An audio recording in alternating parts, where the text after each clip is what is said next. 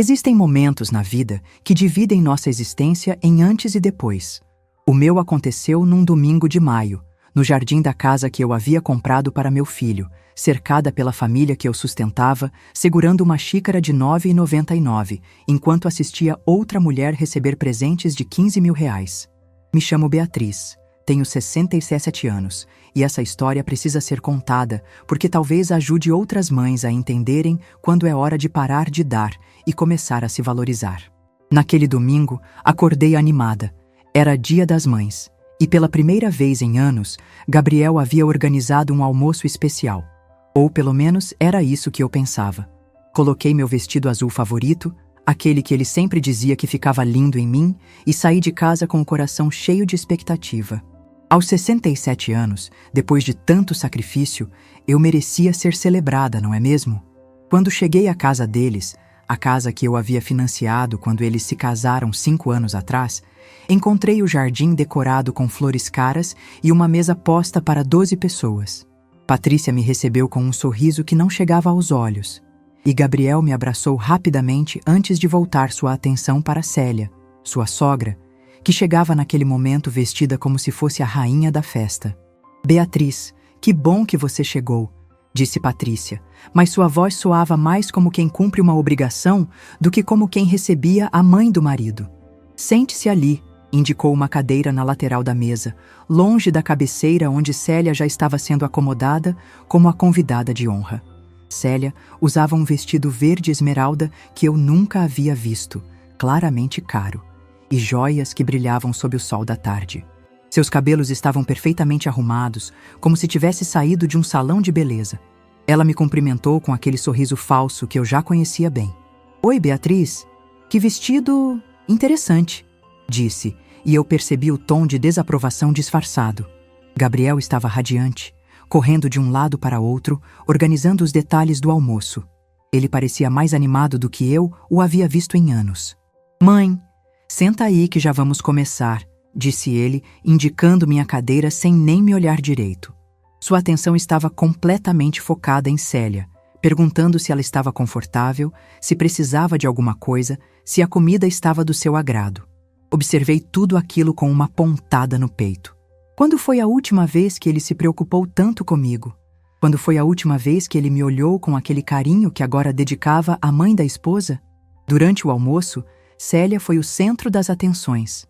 Ela contava histórias sobre como havia criado Patrícia com tanta dificuldade após ficar viúva, como se fosse a única mulher do mundo que havia passado por isso.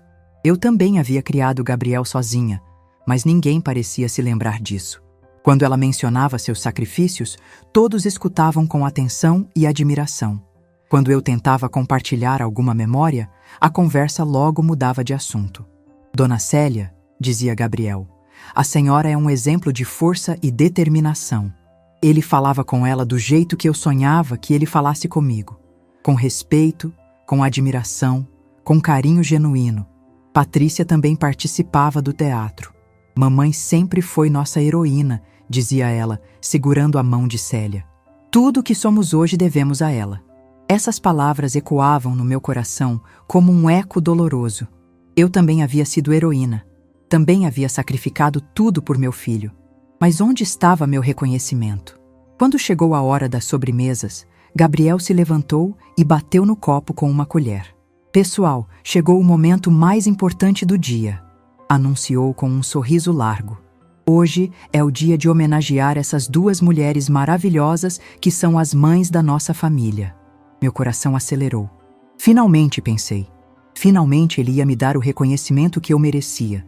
Todos os anos de trabalho, todos os sacrifícios, todas as vezes que eu havia posto ele em primeiro lugar na minha vida. Esse seria o momento da recompensa emocional. Gabriel caminhou até onde Célia estava sentada, carregando uma caixa de veludo vermelho que parecia ter custado uma fortuna. Meus olhos se arregalaram. Aquela caixa era claramente de uma joalheria cara, daquelas que vendem peças de milhares de reais. "Dona Célia", disse ele, ajoelhando-se ao lado da cadeira dela, "a senhora é uma mulher excepcional. A senhora criou a mulher que eu amo, e por isso eu serei eternamente grato." Ele abriu a caixa, revelando um anel de diamantes que brilhava como uma pequena estrela. Esse anel é um símbolo da minha gratidão e do meu carinho. E também, ele tirou 2 envelopes do bolso. 2 passagens para um cruzeiro no Caribe, para a senhora relaxar e curtir a vida que merece. Célia começou a chorar. Lágrimas genuínas de emoção escorriam pelo seu rosto enquanto ela olhava para o anel. Meu filho, disse ela, e aquela palavra me perfurou como uma lâmina. Você não precisava... Precisava sim, interrompeu Gabriel, beijando a mão dela onde agora brilhava o anel. A senhora merece isso e muito mais. A senhora é uma mãe exemplar, uma mulher forte que criou uma filha maravilhosa. Para mim, a senhora é como uma segunda mãe. Todos aplaudiram. Patrícia chorava de emoção. Os outros convidados suspiravam de admiração. E eu estava paralisada na minha cadeira, assistindo meu filho declarar amor filial para outra mulher, vendo ele gastar milhares de reais em presentes para alguém que conhecia há apenas 5 anos. 15 mil reais. Eu calculei rapidamente na minha cabeça. O anel custava pelo menos 10 mil, e o cruzeiro outros 5 mil. 15 mil reais para uma mulher que nunca havia contribuído com 1 centavo para a vida da família, que vivia da pensão do marido falecido e dos mimos que a filha lhe dava. E agora, disse Gabriel, se levantando e olhando na minha direção, vamos homenagear minha mãe também. Ele caminhou até mim, mas não havia mais caixas de veludo, não havia mais envelopes. Apenas uma xícara de porcelana simples, claramente comprada às pressas, com uma flor desbotada pintada na lateral. Mãe, disse ele, me entregando a xícara com um sorriso que parecia forçado. Sei que você gosta de chá, espero que goste. Junto com a xícara, ele me deu um pequeno papel dobrado. Feliz Dia das Mães. Segurei a xícara com as mãos tremendo. Era leve, barata. O tipo de presente que se compra em qualquer loja de departamento por menos de 10 reais. Abri o papel. Era um bilhete escrito à mão, claramente às pressas. Obrigado por tudo. Você é uma mãe especial. Feliz Dia das Mães. Com carinho, Gabriel. Nem sequer tinha assinado com amor. Era com carinho. Como se eu fosse uma amiga distante, não a mulher que havia dedicado a vida inteira a ele. O silêncio na mesa era ensurdecedor. Todos perceberam a discrepância gritante entre os presentes. Célia ainda admirava seu anel, que brilhava ao sol, enquanto eu segurava minha xícara barata. Alguns convidados me olhavam com pena, outros com constrangimento. Que lindo! Disse uma das primas, tentando quebrar o silêncio. Uma xícara sempre é útil. Útil. Essa palavra resumia perfeitamente como eu era vista. Útil. Não amada, não valorizada, não respeitada, apenas útil. Gabriel já havia voltado sua atenção para Célia, que agora mostrava o anel para todos os presentes. Olhem como brilha, dizia ela, estendendo a mão para que todos pudessem admirar. Nunca recebi algo tão lindo na minha vida. Eu continuava sentada, segurando minha xícara, sentindo como se tivesse levado um soco no estômago. Não era apenas sobre o dinheiro. Era sobre ser invisível. Era sobre 45 anos de sacrifício sendo resumidos em R$ 9,99. Lembrei-me de todas as vezes que havia trabalhado até de madrugada para pagar os estudos dele. Lembrei-me de quando vendi minha única joia, um anel que havia herdado da minha mãe, para comprar material escolar quando ele estava na faculdade. Lembrei-me de quando trabalhei em 2 empregos para poder pagar o intercâmbio na Europa que ele tanto queria. E depois, quando ele se casou, quantas vezes eu havia emprestado dinheiro para eles? Quantas vezes havia pagado contas, financiado projetos, coberto prejuízos? Mas tudo isso era esquecido, invisível, dado por garantido. Célia, que nunca havia trabalhado um dia na vida para sustentar a família, que nunca havia perdido noites de sono com preocupações financeiras, que nunca havia sacrificado seus próprios sonhos por amor a um filho, recebia joias e viagens. Eu, que havia construído um império para deixar de herança para meu filho, recebia uma xícara de loja de departamento. Mãe, você está quieta, disse Gabriel, finalmente notando minha expressão. Não gostou do presente? Olhei para ele, para aquele homem que eu havia criado, educado, sustentado e que agora me perguntava se eu não havia gostado de uma xícara de 10 reais. Como explicar que não se trata do presente, mas do que ele representa. Como explicar que ele acabara de me dizer, na frente de toda a família, que eu valia 1.500 vezes menos que sua sogra? Está lindo, consegui dizer, forçando um sorriso. Obrigada, filho.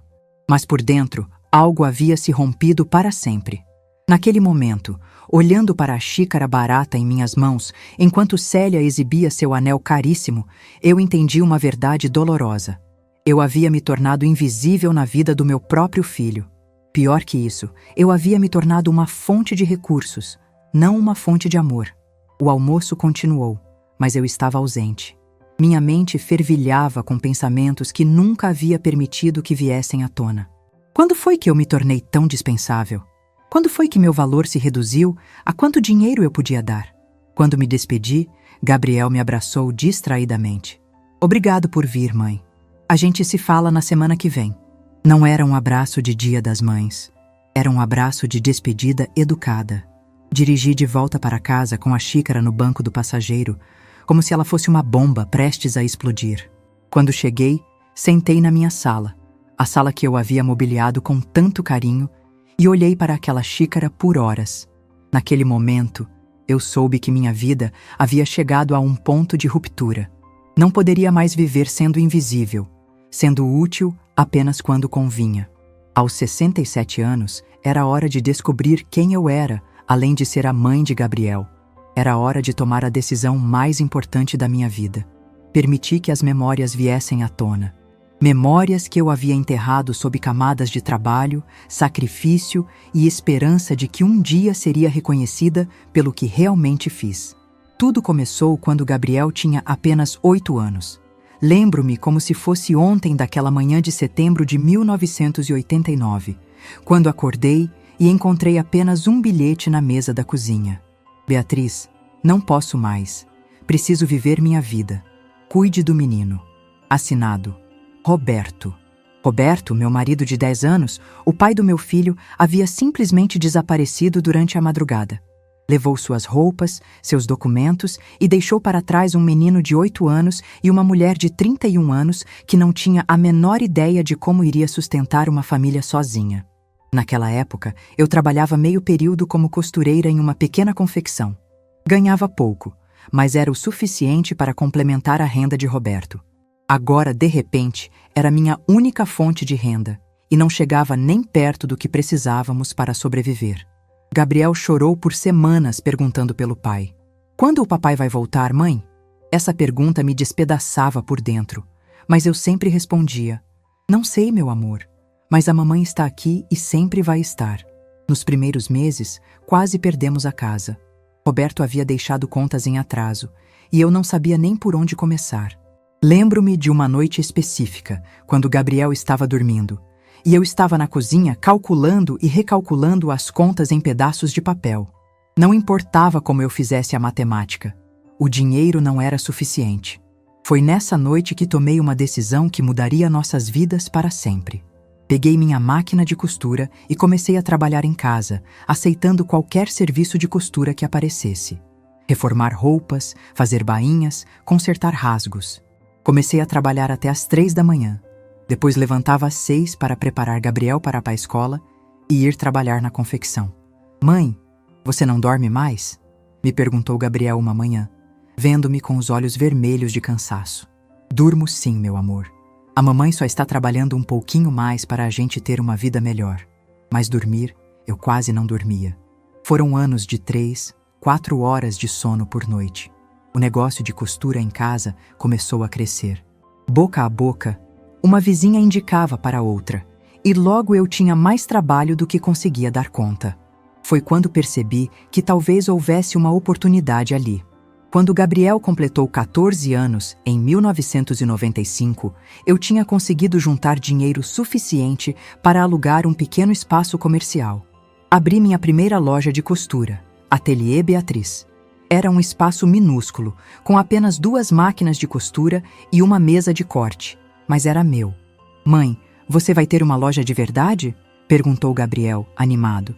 Vou sim, meu filho. E sabe por quê? Para que você nunca passe necessidade, para que você possa estudar em escola boa, para que você tenha tudo que eu não tive. Nos primeiros anos da loja, eu trabalhava sozinha. Abria às 7 da manhã e fechava às 22 horas. Gabriel passava as tardes na loja, fazendo lição de casa no pequeno escritório que eu havia improvisado nos fundos. Eu o via crescer entre tecidos e linhas, sempre com um livro na mão, sempre estudioso. "Mãe, quando eu crescer, vou te ajudar no negócio", dizia ele. "Vou ser seu sócio." Essas palavras me enchiam de orgulho e esperança. Eu trabalhava não apenas para o presente, mas para construir um futuro que pudéssemos compartilhar. Em 1998, a loja já havia se transformado em uma pequena confecção. Eu havia contratado 3 costureiras e começado a produzir roupas para outras lojas. O negócio crescia, mas minha rotina continuava insana. Eu chegava em casa às 23 horas, exausta, mas sempre com um sorriso para Gabriel. "Como foi a escola hoje, meu amor?", perguntava eu, mesmo depois de um dia de 16 horas de trabalho. "Precisa de ajuda com alguma coisa?" Não importava o quão cansada eu estivesse, Gabriel sempre vinha em primeiro lugar. Quando chegou a hora de escolher uma faculdade, eu não hesitei. "Qual você quer fazer, filho?" "Administração, mãe. Quero aprender a tocar negócios de verdade, para poder ajudar você com a empresa." Meu coração transbordou de alegria. Finalmente, meu sacrifício estava fazendo sentido. A faculdade de administração custava R$ 800 por mês. Para uma mulher que havia começado costurando por R$ 50 por peça, era muito dinheiro. Mas eu não hesitei. Trabalhei ainda mais, aceitei ainda mais encomendas, contratei mais funcionárias. A empresa crescia, e eu crescia junto com ela. Durante os 4 anos da faculdade de Gabriel, eu me transformei em uma verdadeira empresária. Confecções Beatriz já tinha 15 funcionárias e fornecia para lojas de toda a região. Eu havia aprendido sobre administração, marketing, finanças. Tudo autodidata, tudo na prática, tudo com o objetivo de construir algo sólido para meu filho. "Mãe, você é incrível", dizia Gabriel quando vinha me visitar na empresa. "Olha tudo isso que você construiu." Ele me olhava com admiração, com orgulho, e eu sentia que todos os sacrifícios valiam a pena. Quando Gabriel se formou, eu o trouxe imediatamente para a empresa. Não como funcionário, mas como sócio. Dividi as ações meio a meio. "Agora somos sócios de verdade", disse eu, assinando os papéis. "Tudo que construí é seu também." Os primeiros anos de Gabriel na empresa foram maravilhosos. Ele tinha ideias novas, energia jovem, e eu estava orgulhosa de ver meu filho aplicando tudo o que havia aprendido na faculdade. Trabalhávamos lado a lado, tomando decisões juntos, sonhando com o futuro da empresa. Mas então, Gabriel conheceu Patrícia. Patrícia era bonita, inteligente e vinha de uma família de classe média. Ela trabalhava em uma empresa de marketing, ganhava bem e tinha aquela confiança que vem de nunca ter passado necessidade. Desde o primeiro encontro, quando Gabriel a trouxe para jantar em casa, eu senti que algo havia mudado. "Então a senhora que é a famosa Beatriz", disse Patrícia, me cumprimentando com um sorriso que não chegava aos olhos. "Gabriel fala tanto da empresa, deve ser muito cansativo trabalhar tanto." Cansativo. Essa palavra me incomodou. Não era cansativo, era gratificante. Era minha vida, minha paixão, minha razão de existir. Mas para Patrícia era apenas cansativo. Nos meses que se seguiram, percebi que Gabriel começou a ver a empresa com outros olhos. "Mãe, você não acha que trabalha demais?", perguntava ele. Patrícia diz. Essa frase se tornou comum na boca do meu filho. Patrícia diz que... Patrícia acha que... Patrícia comentou que... Lentamente, as opiniões dela começaram a substituir o julgamento próprio de Gabriel. Quando eles se casaram, eu pensei que as coisas melhorariam. Patrícia se mudou para a cidade, e eu esperava que pudéssemos nos aproximar. Mas junto com Patrícia veio Célia, sua mãe. Célia era uma mulher de 55 anos que havia ficado viúva aos 45 e desde então vivia da pensão do marido. Ela nunca havia trabalhado, nunca havia construído nada com as próprias mãos, nunca havia passado pela ansiedade de não saber como pagar as contas no final do mês. Mas ela tinha algo que eu não tinha: tempo livre e nenhuma expectativa sobre Gabriel. Dona Célia é tão sábia, dizia Gabriel. Ela sempre tem conselhos equilibrados. Conselhos equilibrados. Eu dava conselhos baseados em 25 anos de experiência empresarial, mas eram considerados pressão. Célia dava conselhos baseados em novelas da tarde, mas eram considerados sabedoria. A primeira grande mudança veio quando Gabriel decidiu que queria modernizar a empresa. Investiu em equipamentos caros, ampliou a produção, contratou mais funcionários. Tudo sem a devida pesquisa de mercado, tudo baseado em intuição empresarial. Mãe, você precisa confiar mais na minha visão, disse ele quando questionei os investimentos. Patrícia diz que você é muito conservadora, que tem medo de crescer. Novamente, Patrícia diz. Os investimentos foram um desastre. A demanda não aumentou na proporção esperada, e logo estávamos com excesso de produção e funcionários ociosos. Tive que injetar R$200 mil do meu dinheiro pessoal para cobrir os prejuízos. Obrigado, mãe, disse Gabriel quando assinei o cheque. Você sempre me salva. Mas não havia gratidão real em sua voz. Havia apenas a expectativa de que eu sempre estaria lá para resolver os problemas.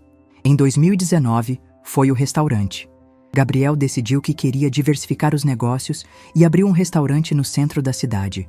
Novamente, sem estudos adequados, sem experiência no ramo, apenas com a confiança de quem nunca havia enfrentado um fracasso real.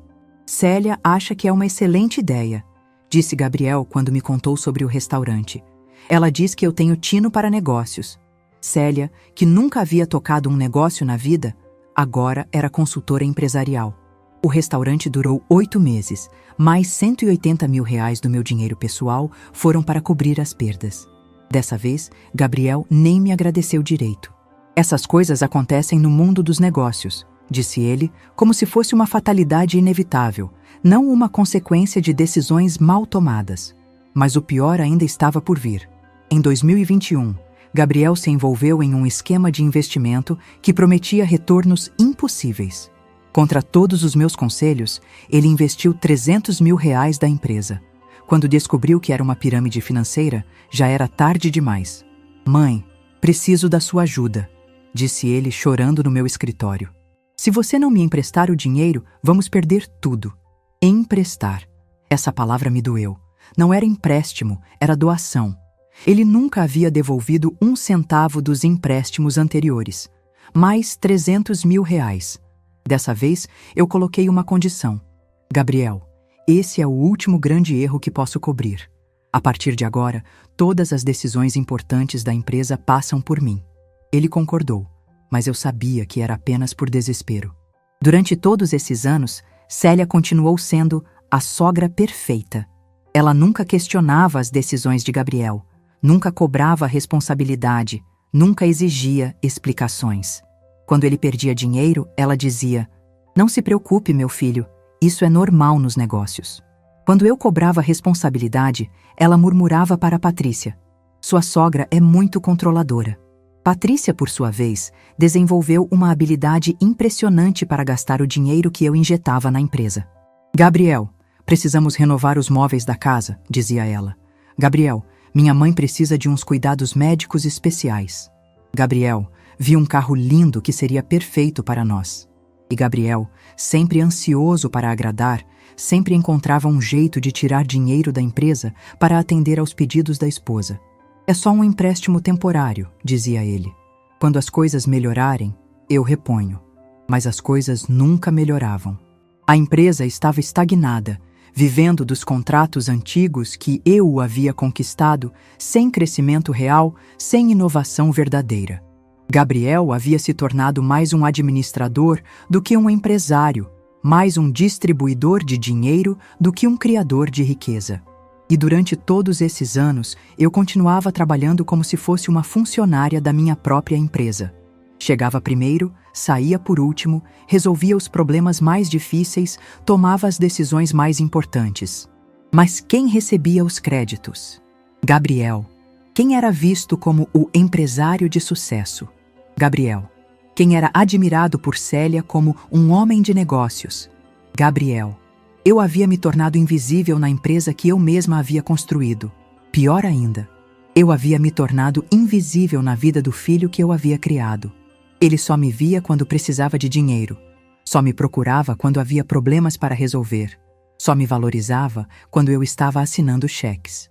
E foi assim que cheguei naquele Dia das Mães, aos 67 anos, segurando uma xícara de R$ 9,99, finalmente entendendo que havia se tornado um banco ambulante na vida da minha própria família. 35 anos de sacrifício, de trabalho, de dedicação absoluta. 35 anos construindo um império para um filho que agora me via apenas como uma fonte de recursos. Sendo mãe, empresária, provedora, solucionadora de problemas, e a única coisa que eu recebia em troca era uma xícara barata e um bilhete escrito às pressas. Naquela noite, olhando para aquela xícara, eu finalmente entendi que tinha chegado a hora de parar de dar e começar a exigir. Tinha chegado a hora de ser vista, valorizada, respeitada. Ou então, pela primeira vez na minha vida, tinha chegado a hora de dizer não. A segunda-feira, após aquele Dia das Mães, amanheceu diferente. Pela primeira vez em décadas, não senti o peso familiar da responsabilidade sobre meus ombros. Em vez disso, senti uma clareza fria, como se uma venda que cobria meus olhos há anos tivesse finalmente caído. Levantei-me às 6 da manhã, preparei meu café e olhei para aquela xícara de R$ 9,99 que estava na mesa da cozinha. Ela havia se tornado meu despertador silencioso, meu lembrete de que algo precisava mudar. Naquela manhã, em vez de ir direto para a empresa resolver os problemas de sempre, fiz algo que não fazia há anos. Sentei-me na minha mesa de casa e comecei a revisar minha vida. Não os números, não as contas, mas as memórias. As lembranças que eu havia empurrado para o fundo da mente porque doíam demais para serem enfrentadas. Lembrei-me de quando Gabriel tinha 25 anos e me ligou desesperado porque havia perdido todo o dinheiro que eu havia dado para ele começar seu primeiro negócio. "Mãe, eu preciso da sua ajuda", chorava ele no telefone. "Sem você, eu não consigo." Naquela época, essas palavras me enchiam de orgulho. Eu me sentia necessária, importante, imprescindível. Hoje, essas mesmas palavras ecoavam na minha mente com um sabor amargo. Quando foi que preciso da sua ajuda se tornou preciso do seu dinheiro? Quando foi que eu parei de ser mãe para me tornar uma solução financeira ambulante? Peguei uma caixa de sapatos onde guardava todas as fotos antigas da família. Havia uma foto de Gabriel aos 30 anos, no dia em que ele se formou administrador. Naquela foto, ele me olhava com admiração genuína. "Mãe, você é minha heroína", havia dito naquele dia. "Tudo que eu conquistar na vida será por sua causa." Continuei mexendo nas fotos e encontrei uma do casamento dele com Patrícia. Lá estava eu, sorrindo orgulhosa ao lado dos noivos. O que eu não sabia naquela época era que aquela foto marcava o início da minha invisibilidade. A partir daquele dia, lentamente, eu fui sendo substituída. Não no coração do meu filho, mas na sua lista de prioridades. Lembrei-me de uma conversa que escutei por acaso entre Gabriel e Patrícia, uns 2 anos depois do casamento. Eu havia chegado na casa deles para entregar uns documentos e os ouvi conversando na cozinha. "Sua mãe é muito ansiosa", dizia Patrícia. "Ela deveria confiar mais em você. Minha mãe nunca fica dando palpites." Gabriel respondeu: "É verdade. Minha mãe sempre foi muito preocupada. Dona Célia é mais tranquila." Foi também naquela época que percebi que as ligações de Gabriel mudaram. Antes, ele me ligava para contar sobre o dia dele, para compartilhar alegrias e preocupações. Depois que Célia entrou na vida dele, as ligações ficaram mais curtas, mais objetivas. "Oi, mãe, tudo bem? Olha, preciso conversar com você sobre uma coisa." Sempre havia uma coisa. Sempre havia um problema que precisava ser resolvido, uma emergência que precisava ser coberta, uma oportunidade que precisava ser financiada. E eu, como uma tonta, sempre resolvia, sempre cobria, sempre financiava. Foram tantas humilhações pequenas, tantos momentos em que eu me senti deslocada, dispensável, invisível. Mas eu sempre encontrava uma desculpa. "Eles estão ocupados. É normal no começo do casamento. Quando as coisas se acalmarem, tudo volta ao normal." Mas a gota d'água havia acontecido apenas 3 meses antes daquele Dia das Mães fatídico. Gabriel havia me ligado pedindo dinheiro emprestado para uma emergência médica de Patrícia. Eu imediatamente transferi o dinheiro, preocupada com minha nora. No dia seguinte, descobri que a emergência médica era uma cirurgia plástica. Quando confrontei Gabriel, ele disse: "Mãe, Patrícia estava se sentindo muito mal com a autoestima. Isso é uma questão de saúde mental." Saúde mental. Eu estava financiando cirurgia plástica como tratamento de saúde mental. Sentada na minha mesa naquela segunda-feira, revivendo todas essas memórias, finalmente entendi o que havia acontecido comigo. Eu não havia apenas criado um filho. Eu havia criado um viciado. Viciado em resolver problemas com o dinheiro da mãe. Viciado em não assumir responsabilidades. Viciado em ter uma salvação constante. E eu havia me tornado a fornecedora. Cada vez que eu resolvia um problema dele, cada vez que eu cobria uma irresponsabilidade, eu estava alimentando o vício. Eu estava ensinando que ele não precisava ser responsável, porque a mamãe sempre estaria lá para limpar a sujeira. Levantei-me da mesa e fui até o espelho do banheiro. Olhei para meu reflexo e vi uma mulher de 67 anos que havia perdido a si mesma no processo de ser mãe. Vi uma mulher que havia se tornado tão ocupada dando, sustentando, resolvendo, que havia esquecido de viver. "Beatriz", disse eu para meu reflexo, "você passou anos construindo um império para um filho que não te vê. Você passou anos sendo uma mãe perfeita para um filho que não te valoriza. Você passou anos sacrificando tudo por alguém que te dá migalhas em troca." Naquele momento, tomei uma decisão que mudaria minha vida para sempre. Não era sobre dinheiro, não era sobre empresa, não era sobre herança. Era sobre dignidade. Era sobre reconhecer meu próprio valor. Era sobre parar de ser invisível na minha própria vida. Peguei o telefone e liguei para meu advogado. "Doutor Henrique, preciso conversar com o senhor urgentemente. Quero fazer algumas mudanças importantes na minha vida." "Claro, dona Beatriz. Que tipo de mudanças?" "Mudanças que vão me devolver minha dignidade." Na terça-feira, às 9 da manhã, estava no escritório do Dr. Henrique. Era um homem sério, de confiança, que conhecia toda a estrutura do meu patrimônio. Quando contei sobre minha decisão, ele me olhou por cima dos óculos com uma expressão preocupada.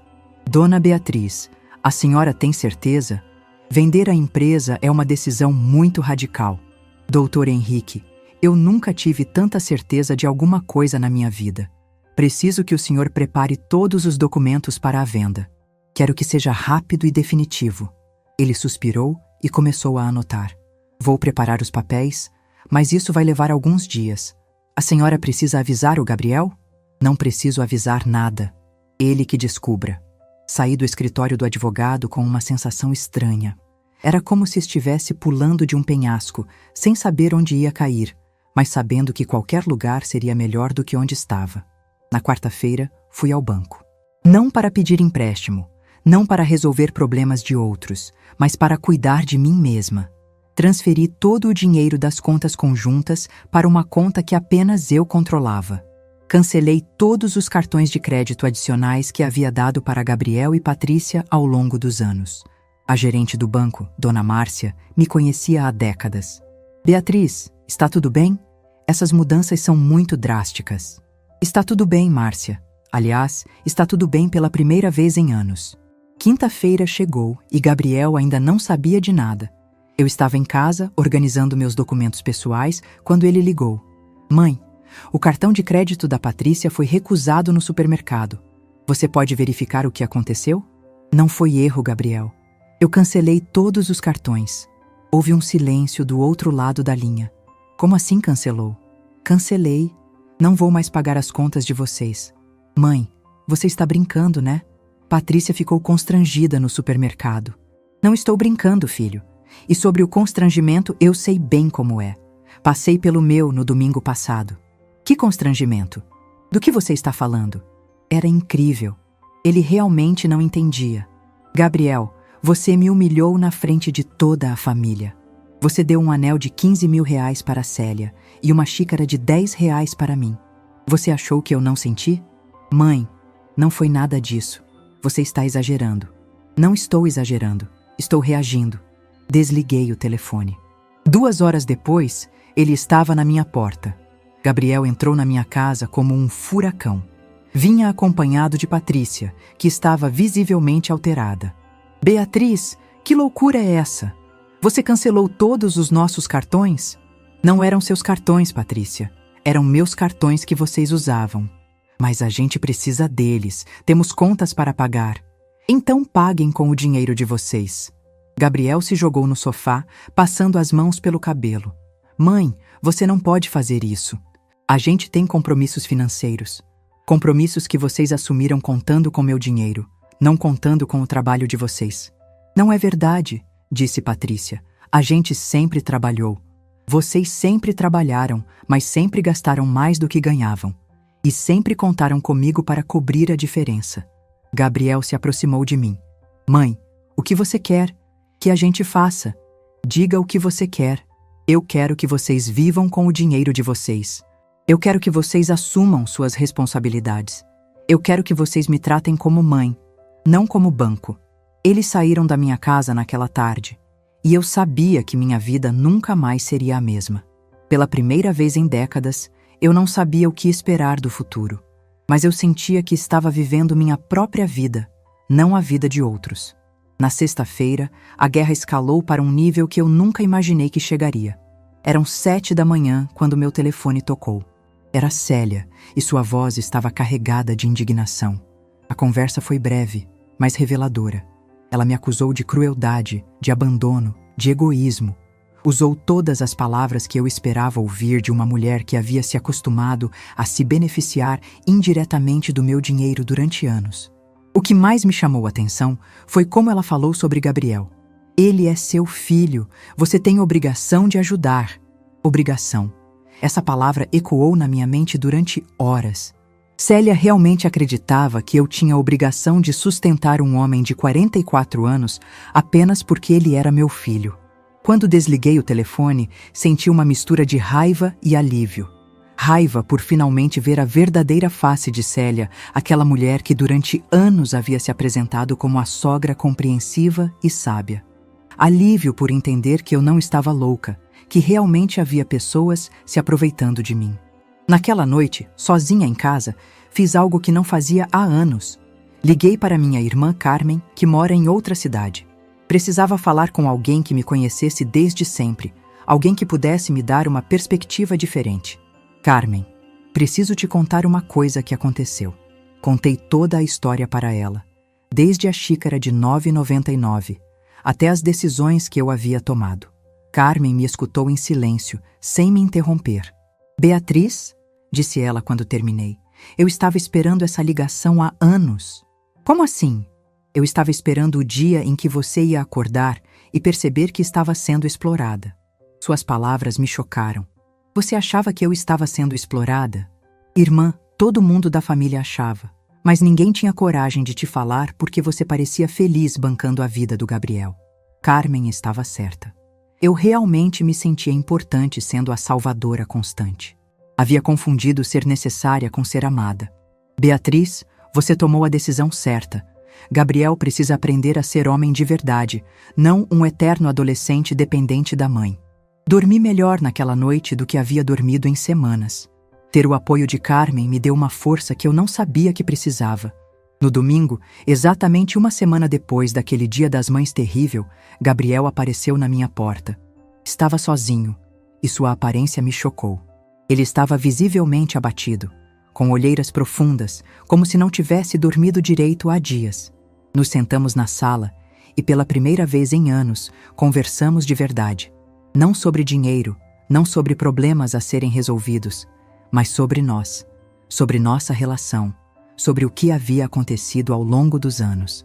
Gabriel me contou como se sentia perdido, como havia se acostumado tanto com minha ajuda, que não sabia mais como resolver problemas sozinho. Falou sobre como Patrícia estava desesperada, como eles realmente não sabiam como ia ser a vida sem meu suporte financeiro. Mãe, eu sei que eu errei, disse ele, e pela primeira vez sua voz soava genuinamente arrependida, não apenas desesperada. Eu sei que me acostumei demais com sua ajuda. Eu sei que parei de te ver como mãe e comecei a te ver como uma solução. Ouvir isso foi doloroso, mas necessário. Gabriel finalmente estava admitindo algo que eu suspeitava há anos.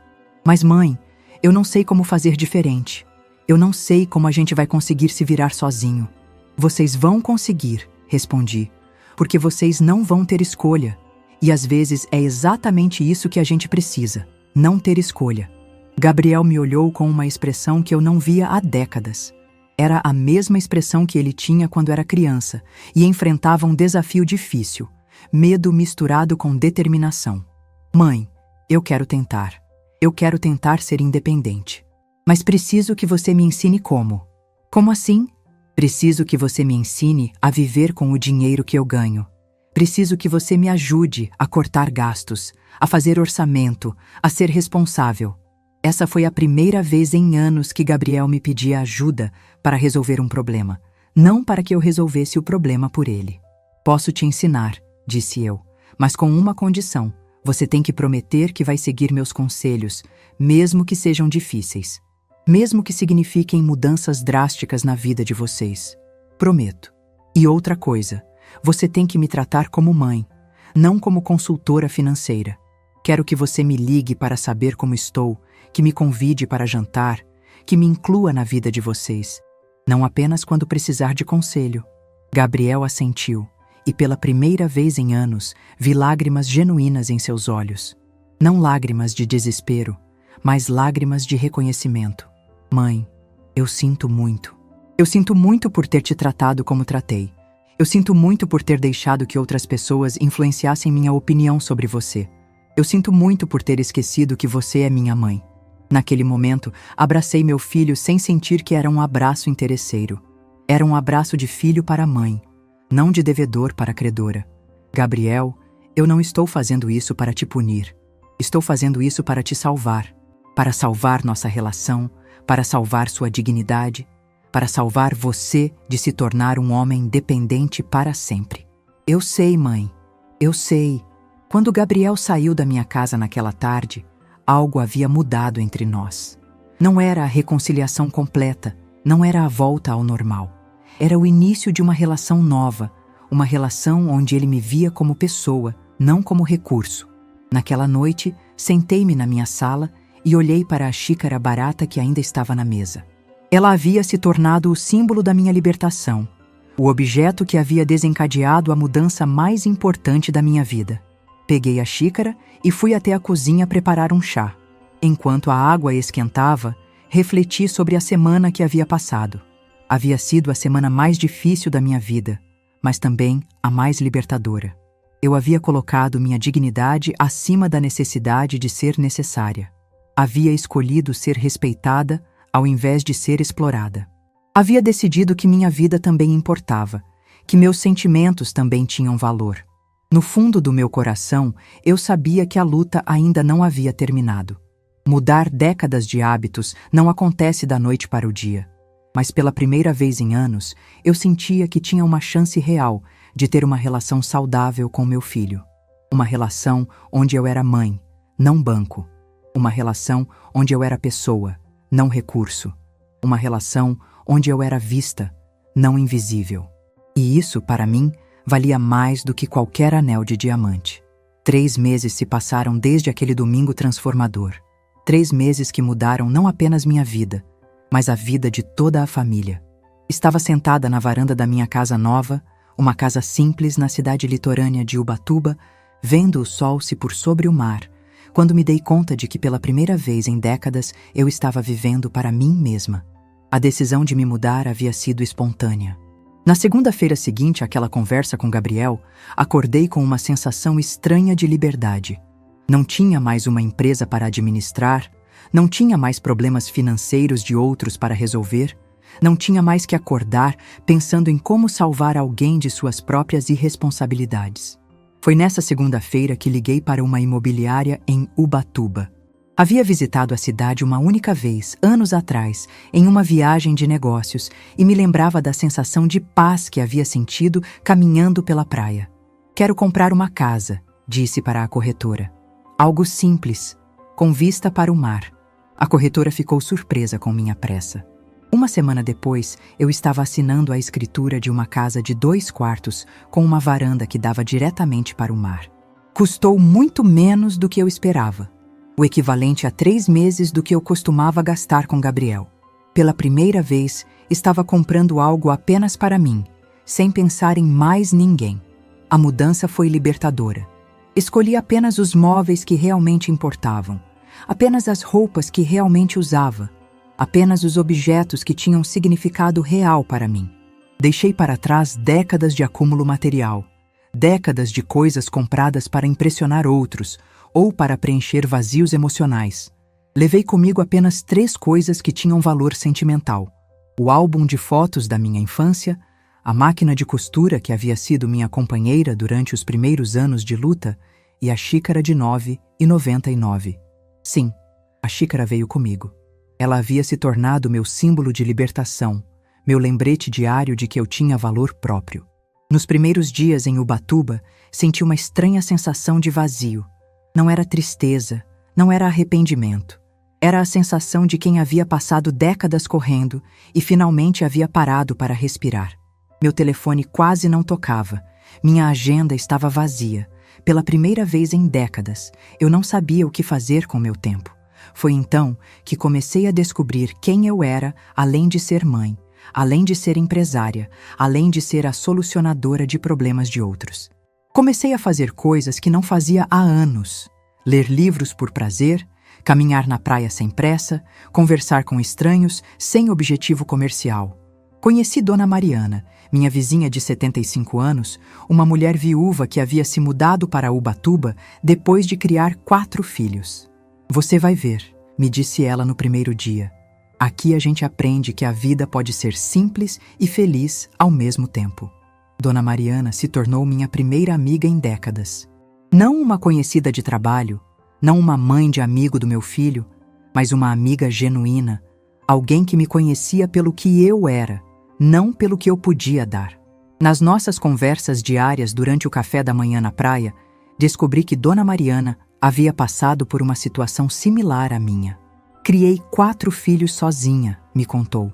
Trabalhei como doméstica durante 30 anos para dar estudo para eles. Quando me aposentei, achei que eles iam cuidar de mim. Mas descobri que eles só me procuravam quando precisavam de babá grátis ou quando queriam que eu cozinhasse para suas festas. E o que você fez? A mesma coisa que você. Disse não. Vim morar aqui e aprendi que posso ser feliz sozinha. Conversar com Dona Mariana me fez perceber que minha situação não era única. Havia milhares de mulheres que haviam se sacrificado pelos filhos e depois descobriam que haviam se tornado invisíveis na própria família. Foi nessa época que recebi a primeira ligação de Gabriel desde minha mudança. Ele havia demorado 2 meses para conseguir meu novo número, e quando finalmente me ligou, sua voz era diferente. Mais madura, mais cansada, mas também mais genuína. Mãe, como você está?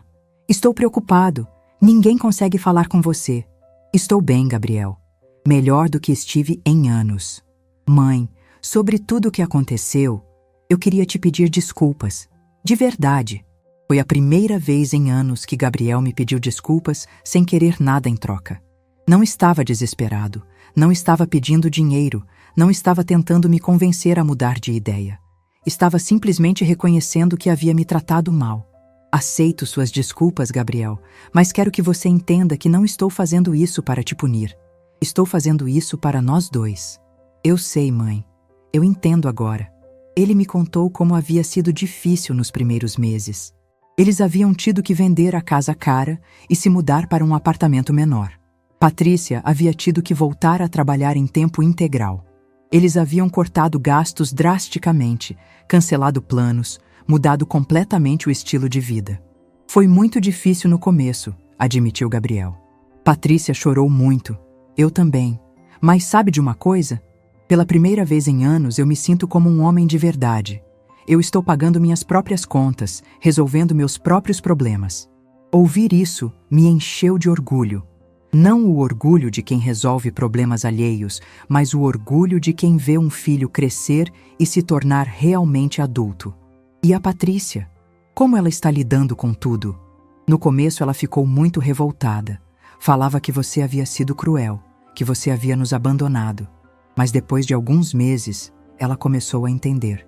Ela disse que nunca havia se sentido tão independente, tão capaz. Gabriel me contou que Patrícia havia descoberto que gostava de trabalhar, que se sentia realizada tendo sua própria renda. Ela disse que antes se sentia como uma criança recebendo mesada dos pais. Agora, ela se sente como uma mulher adulta. Essas palavras me tocaram profundamente. Sem querer, minha generosidade excessiva havia impedido que tanto Gabriel quanto Patrícia desenvolvessem sua própria independência e autoestima. Mãe, eu quero te ver. Posso ir aí te visitar? Pode sim, Gabriel. Mas com uma condição. Você vem como meu filho, não como alguém que precisa de alguma coisa. Prometo. Uma semana depois, Gabriel chegou a Ubatuba. Quando o vi descendo do ônibus na rodoviária, quase não o reconheci. Estava mais magro, mais bronzeado, com uma aparência mais simples. Não usava roupas caras, não dirigia carro importado, mas havia algo em seus olhos que eu não via há anos. Dignidade.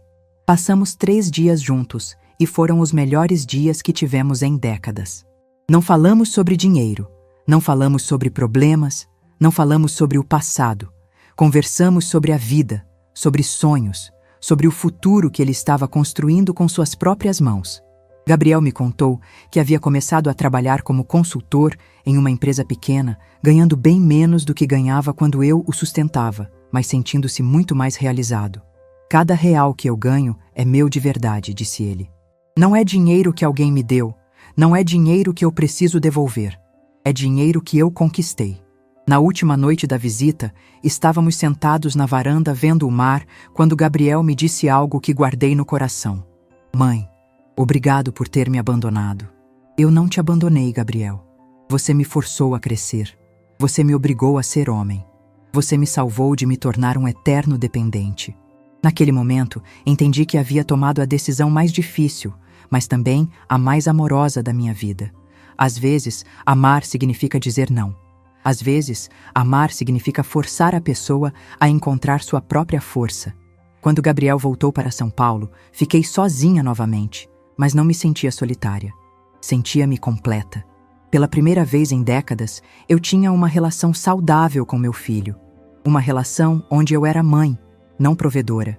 Uma relação onde eu era pessoa, não recurso. Nos meses seguintes, Gabriel me ligava regularmente. Não para pedir nada, mas para contar sobre sua vida, para saber como eu estava, para compartilhar alegrias e preocupações. Ele havia se tornado o filho que eu sempre sonhei ter. Independente, responsável, mas ainda amoroso. Foi nessa época que decidi criar algo que desse sentido a essa nova fase da minha vida. Tinha dinheiro guardado, tinha tempo livre, tinha experiência de vida. Decidi criar um projeto que ajudasse outras mulheres na minha situação. Aluguei um pequeno espaço no centro de Ubatuba e criei o Círculo das Mães Corajosas. Não era uma empresa, não era um negócio. Era um grupo de apoio para mulheres que haviam se perdido no papel de mães e precisavam se reencontrar como pessoas. Toda semana, nos reuníamos para conversar, para compartilhar experiências, para apoiar umas às outras. Vinham mulheres de todas as idades, com histórias similares à minha. Mulheres que haviam se sacrificado pelos filhos e depois descobriam que haviam se tornado invisíveis. O grupo cresceu rapidamente. Em poucos meses, tínhamos mais de 30 mulheres participando regularmente. Cada uma com sua história, cada uma com sua dor, mas todas unidas pela mesma descoberta. É possível recomeçar aos 60, aos 70 anos. É possível se redescobrir depois de décadas perdidas. Uma das participantes que mais me marcou foi Dona Rosa, uma mulher de 72 anos que havia criado 6 filhos sozinha. Eu achava que meu valor estava em quanto eu podia dar para eles, me disse ela. Você me ensinou que meu valor está em quem eu sou, não no que eu faço pelos outros. Essas palavras resumiam tudo que eu havia aprendido naqueles meses. Meu valor não estava no dinheiro que eu dava, nos problemas que eu resolvia, nos sacrifícios que eu fazia. Meu valor estava em ser Beatriz, uma mulher forte, inteligente, capaz, que merecia ser vista, respeitada e amada pelo que era, não pelo que podia dar. Aos poucos, minha casa em Ubatuba se tornou um refúgio não apenas para mim, mas para todas as mulheres que precisavam redescobrir seu próprio valor. E eu finalmente entendi que minha verdadeira missão na vida não era ser a mãe perfeita, mas ser uma mulher inteira, completa, feliz consigo mesma. 1 ano depois daquele Dia das Mães que mudou minha vida, maio chegou novamente. Mas desta vez eu estava pronta para ele. Não com ansiedade, não com expectativas feridas, mas com uma serenidade que nunca havia experimentado antes. Estava regando minhas plantas na varanda quando meu telefone tocou. Era Gabriel, e sua voz carregava uma animação que eu não escutava há anos. Mãe, posso ir aí te visitar no fim de semana? Quero te dar seu presente de Dia das Mães pessoalmente. Presente? Me surpreendi. Gabriel, você não precisa me dar presente. Eu sei que não preciso. Eu quero. Havia uma diferença sutil, mas fundamental nessas palavras. Ele não estava dando um presente por obrigação, por culpa ou para conseguir algo em troca. Ele queria dar. Gabriel chegou no sábado à tarde, trazendo consigo uma energia diferente. Estava acompanhado de Patrícia. Quando desceram do carro, um carro usado, simples, mas bem cuidado, vi uma família que havia aprendido a viver com dignidade. Patrícia me cumprimentou com um carinho genuíno que eu não sentia há anos. Beatriz, você está linda. Essa vida no litoral te fez bem. Era verdade. Eu estava diferente. Mais relaxada, mais bronzeada, mais leve. Havia perdido alguns quilos, não por dieta, mas por ansiedade que havia desaparecido. Dormia melhor, sorria mais, me sentia mais jovem aos 68 anos do que me sentia aos 60. Preparei um almoço simples, peixe grelhado, salada, arroz. Comida caseira, sem luxos, mas feita com carinho. Durante a refeição, observei como eles interagiam. Havia uma harmonia na família que eu não via antes. Não era a harmonia artificial de quem tem dinheiro para resolver todos os problemas, mas a harmonia real de quem aprendeu a viver dentro de suas possibilidades. Mãe, disse Gabriel durante a sobremesa, eu quero te contar uma coisa. Patrícia e eu estamos esperando um bebê. Meu coração se encheu de alegria. Que maravilha! Parabéns! Patrícia completou. Beatriz, eu quero que você saiba que entendo agora o que você fez. Você não nos abandonou. Você nos ensinou a ser independentes. Essas palavras me emocionaram profundamente. Patrícia havia se transformado de uma mulher que achava que merecia uma vida cara para uma mulher que entendia o valor da independência. E tem mais, disse Gabriel. Nós estamos economizando dinheiro. Pela primeira vez na vida, estamos conseguindo guardar dinheiro todo mês. Para quê? Para comprar uma casa pequena. Uma casa que a gente possa pagar com o nosso próprio dinheiro. Sem empréstimo, sem ajuda de ninguém. A transformação deles me encheu de orgulho. Não o orgulho de quem resolve problemas alheios, mas o orgulho de quem vê pessoas que ama crescendo e se tornando melhores. No final da tarde, Gabriel me chamou para uma caminhada na praia.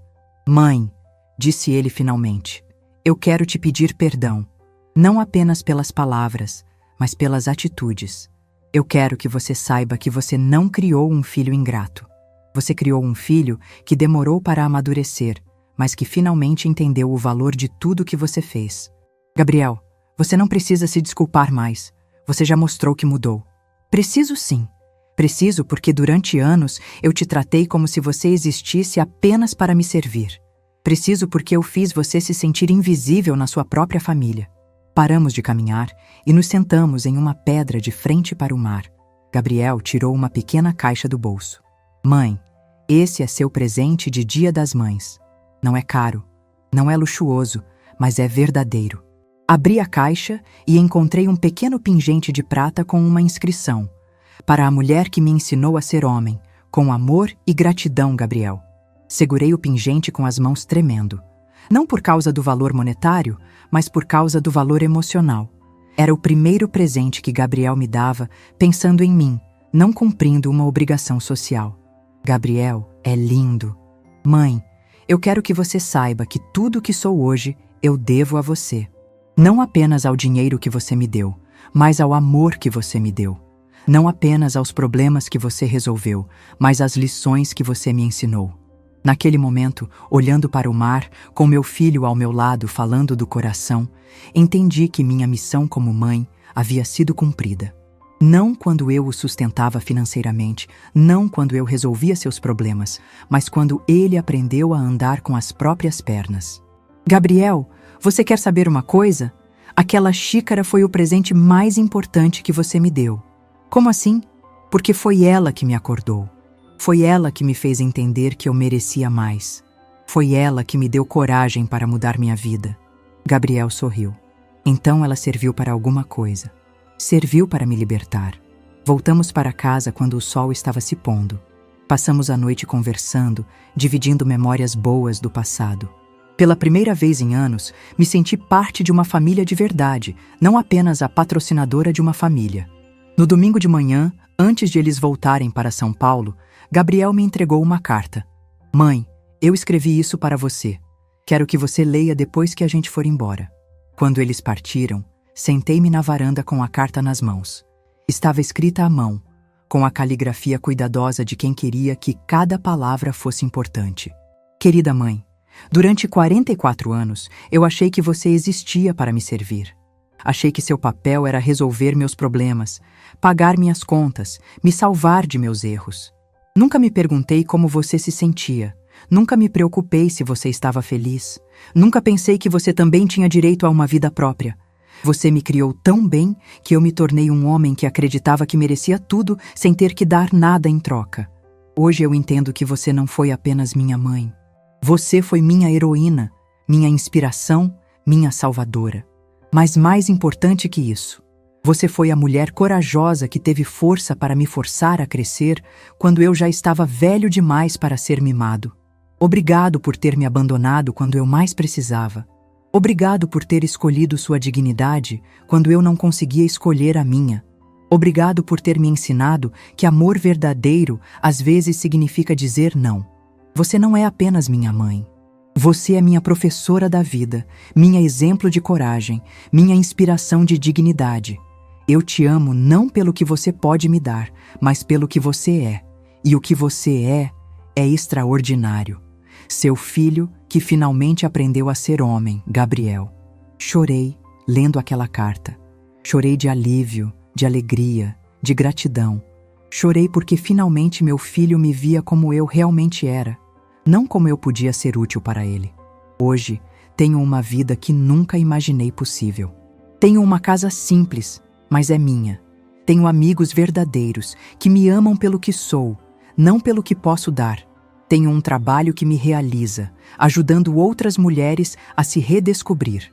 E mais importante, tenho um filho que me ama de verdade, que me respeita, que me inclui em sua vida não por obrigação, mas por escolha. A xícara ainda está na minha cozinha. Uso ela toda manhã para tomar meu café enquanto vejo o sol nascer sobre o mar. Ela me lembra todos os dias que, às vezes, os presentes mais baratos são os mais valiosos, porque nos ensinam lições que não têm preço. Aprendi que não precisamos de permissão para viver nossa própria vida. Aprendi que dignidade vale mais que conveniência. Aprendi que amor verdadeiro às vezes significa ter coragem de dizer não. E aprendi que nunca é tarde demais para recomeçar, para se redescobrir, para escolher a felicidade. Se essa história tocou seu coração, deixe seu like, se inscreva no canal e comente aqui embaixo. No meu lugar, o que você faria? Sua mensagem pode iluminar o dia de alguém.